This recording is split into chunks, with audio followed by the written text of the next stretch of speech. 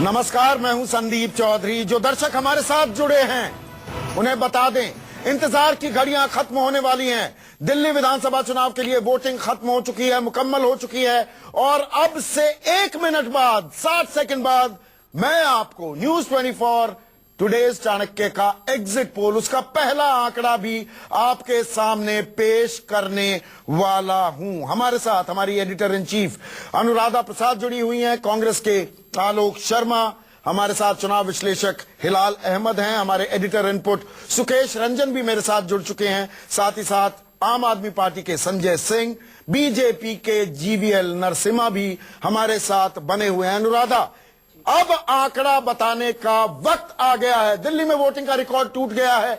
67% मतदान हुआ है। 6 बजे तक का ये आंकड़ा मैं आपको बता रहा हूं और इसमें भी तजुर्बा हमें बताता है, हाइंडसाइट हमें बताती है कि यह आंकड़ा कहीं ना कहीं 70% के पास आकर अटकेगा। अभी भी लोग वहां पर कतारों में कुछ देर पहले तक लगे हुए थे जी। और अब बड़ा सवाल, दिल्ली का मुख्यमंत्री कौन हो? 53% लोग अरविंद केजरीवाल पहली पसंद, दूसरे नंबर पर काफी पीछे किरण बेदी 36% और अजय माकन 6%। ये पहला आंकड़ा। केजरीवाल पसंदीदा मुख्यमंत्री उम्मीदवार हैं दिल्ली के, ये टुडेज चाणक्य न्यूज 24 का एग्जिट पोल कह रहा है। 17% का अंतर है, फासला है। किरण बेदी 36% लोगों की पसंद, जबकि अजय माकन तो लगता है रेस में ही नहीं है, सिर्फ 6% लोगों की पसंद। अनुराधा, ये बहुत बड़ा फासला संदीप दिख रहा है, क्योंकि अगर आप देखें कि 53% और 36%, ये अपने आप में एक पूरी कहानी है। ये पूरी कहानी अभी लिखी चली जा, मुझे तो लग रहा है। और ये मतलब इतना कम हो जाएगा, मैंने एक्सपेक्ट किया था कि लड़ाई टक्कर की होगी, तो ये तो टक्कर मुझे उतनी दिख नहीं रही है।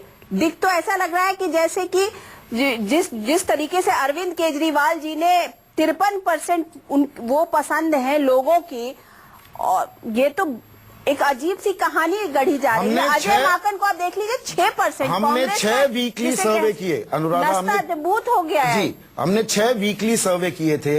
हर वीकली सर्वे में 4-5% का आंकड़ा वो बढ़कर 8% से ज्यादा नहीं गया।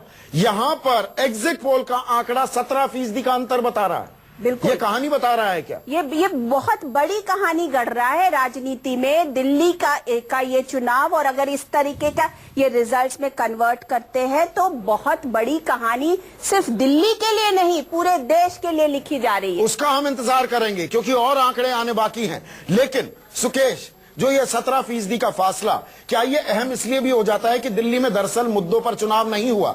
मुद्दों की ताल तो ठोकी गई, लेकिन वो गौण हो गए। ये व्यक्ति केंद्रित पर्सनालिटी बेस्ड प्रेसिडेंशियल इलेक्शन में तब्दील हो गया था। बहुत हद तक कह सकते हैं, लेकिन मैं इससे डिफर करता हूं कि कोई चुनाव व्यक्ति केंद्रित नहीं होता है। ये देश जो है ये मूर्ति पूजा में विश्वास करता रहा है। एक उसको आइकॉन चाहिए होता है, एक हीरो चाहिए होता है जिसके इर्द गिर्द सारी कहानी घूमती है। अरविंद केजरीवाल को लोगों ने पहले देखा है। अरविंद केजरीवाल आम लोगों की पसंद थे, बीच में उनका बेस काफी इरोड हुआ, लेकिन जिस तरीके से ग्राउंड गेन किया, और उस समय तक बीजेपी फंबल कर रही थी। बीजेपी ने अगर वो ग्राउंड उस समय गेन किया होता, 2 गलतियां हुई हैं। बीजेपी ने क्या वक्त दे दिया केजरीवाल को कि भगोड़े का तमगा जो चस्पा गया था उसको वो हटा सके? वो ग्राउंड वर्क करने के लिए वक्त दे दिया बीजेपी ने, क्यों कोई फैसला नहीं किया? जून में भी चुनाव करा सकते। मतलब ये बेसिक गलती है, ये समझ पाना मुश्किल है, flies into the face of common sense, कि बीजेपी इतनी बड़ी गलती कैसे कर सकती थी। मोदी जब आए थे प्रधानमंत्री के तौर पे, तब अगर चुनाव कराते तो अरविंद केजरीवाल का भी मानना है, आम आदमी पार्टी का भी मानना है कि हमारा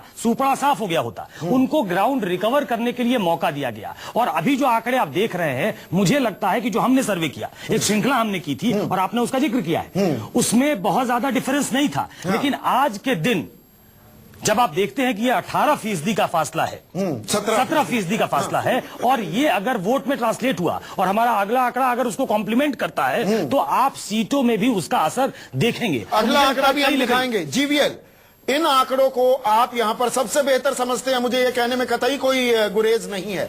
17% का आंकड़ा, ये ह्यूमंगस फासला है, अंतर है, मानेंगे ये बात?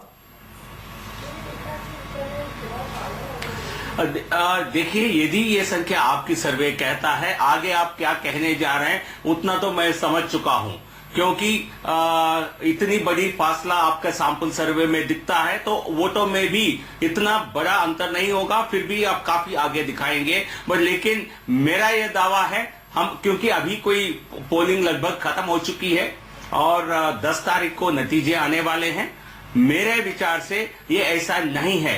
ये बहुत ही, क्योंकि ये अक्रॉस इसी सैंपल सर्वे में ये दिक्कत तब होता है जब एक यूनिफॉर्म ट्रेंड एक स्टेट में नहीं हो। यहाँ हर समुदाय में अलग ट्रेंड है, हर इकोनॉमिक स्ट्रैटम में अलग ट्रेंड है, तो इसलिए और अक्रॉस कॉन्स्टिट्यूएंसीज अलग ट्रेंड है, क्योंकि कहीं जाट समुदाय के लोग ज्यादा रहते हैं, कहीं पूर्वांचल के लोग ज्यादा रहते हैं। इसलिए दिल्ली के अंदर 70 विधानसभा में एक मिनी इंडिया सीमित है, पर दिल्ली का 17% का अंतर, जीवीएल 17% का अंतर, क्या हाइंडसाइट में आप ये मानने को तैयार होंगे?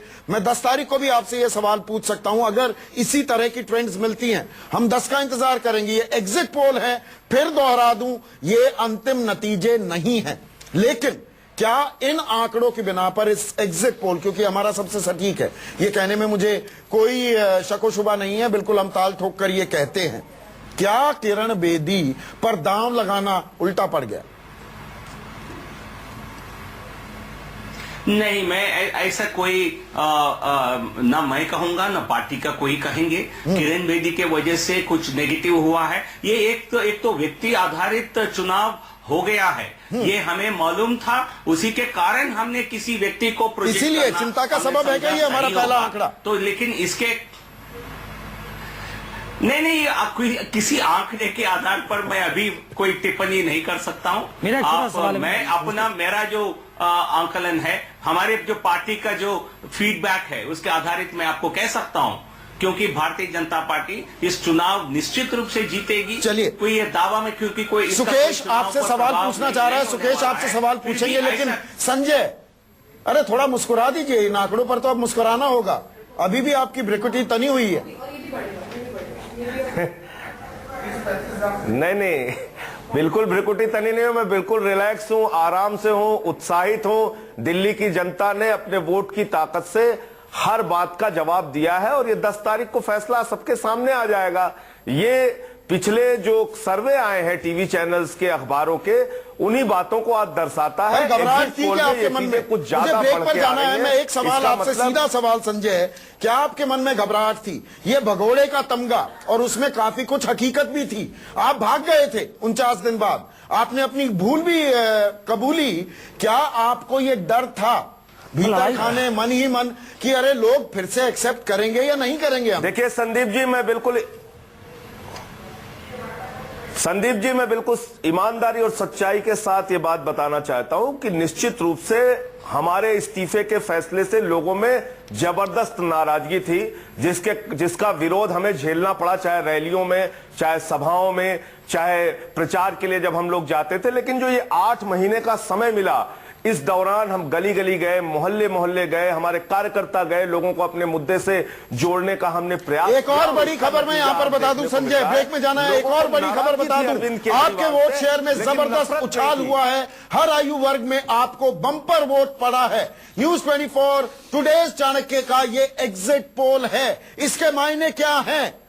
ये वोट शेयर में जो उछाल दिख रहा है आम आदमी पार्टी के, and cutting across all barriers of age, हर तबके में उनके वोट बैंक में इजाफा हुआ है। मायने क्या है? हिलाल हमारे साथ बने हुए हैं, आलोक भी हैं यहां पर, ब्रेक के बाद चर्चा जारी।